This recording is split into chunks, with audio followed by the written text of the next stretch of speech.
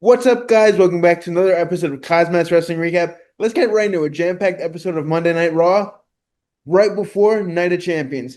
This thing kicked off with a fired-up Seth Rollins with his new faction, just asking the fans what he wanted, basically telling them all whatever goes on Monday Night Raw, he's in control of it all. What did you think about the show, Matthew? Welcome to the show. Let me ask you something here. Did they give Seth Rollins a new theme song like we've been seeing online? No. He's dressed up fancy like he always is. Bronson Reed in that black suit and Braun Breaker ready to have a match against Penta next. He just claimed that there are champions like John Cena and Gunther who kind of believe they're at the top, but ultimately Seth Rollins is the end game here.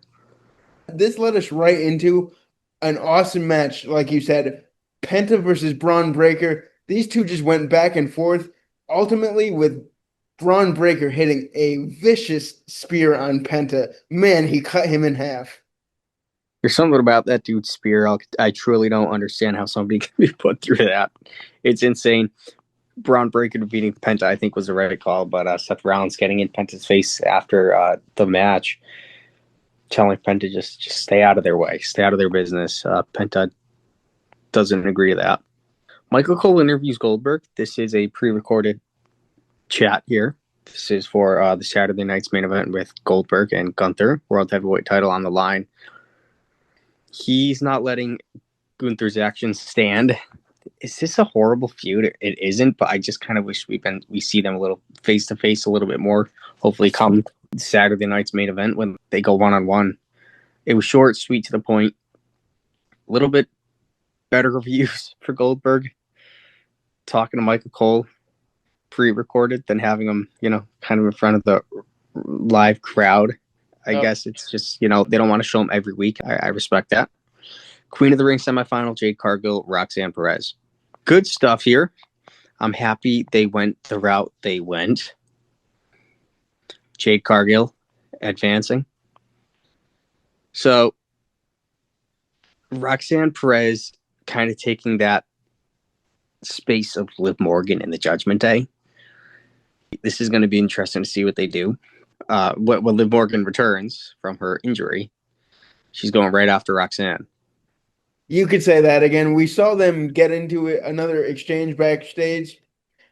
Roxanne Perez, just like you said, filling that Liv Morgan role, butting up to Raquel Rodriguez, eventually helping Raquel Rodriguez against Rhea Ripley. We'll get into that later, but Liv Morgan's going to be none too happy. Dom's playing the supportive boyfriend right now, but we know Dirty Dom sooner rather than later is going to get into his antics, and Finn Balor is just sitting back enjoying every bit of it. Well, Jade Cargill looked good for this match tonight. Asuka meets her as she heads up towards the ramp. They kind of stare down in front of that crown for the King of the Ring.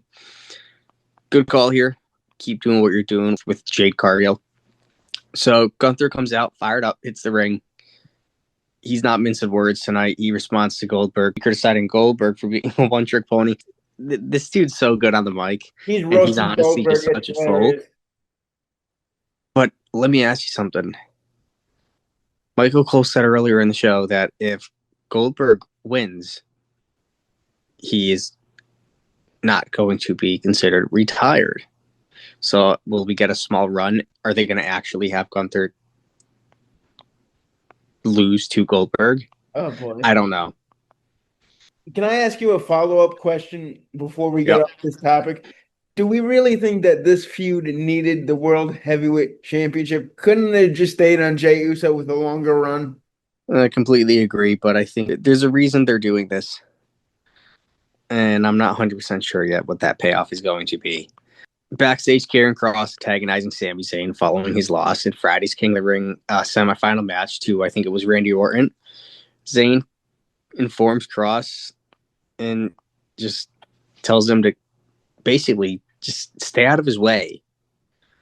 And he took a quick jab at Karrion, and Karrion kind of laughed it off. But let's just say this dude's over. When he showed his face on TV, the crowd popped like nuts. Oh, dude, for sure. They set up a match for next week for Sammy and Karrion Kross. Karrion Kross finally getting that TV time he so rightfully deserves. So hopefully he puts good use to it for sure. Absolutely. What do we got next here, my dude? Bayley versus Becky Lynch, Women's Intercontinental Championship on the line here.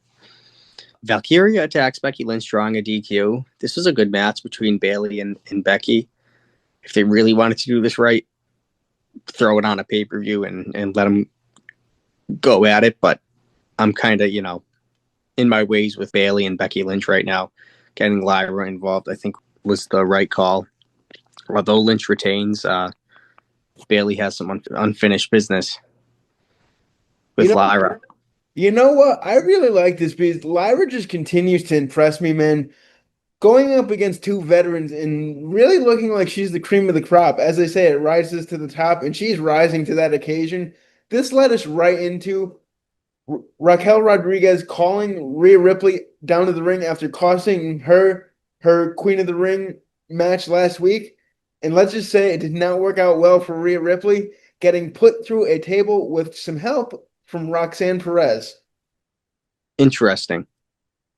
Did I think Roxanne was going to go through the table? Absolutely. Well, it was Rhea Ripley. Rhea runs backstage after this, demanding a match with Raquel Rodriguez, and it's going to be a street fight on Saturday at Night of Champions.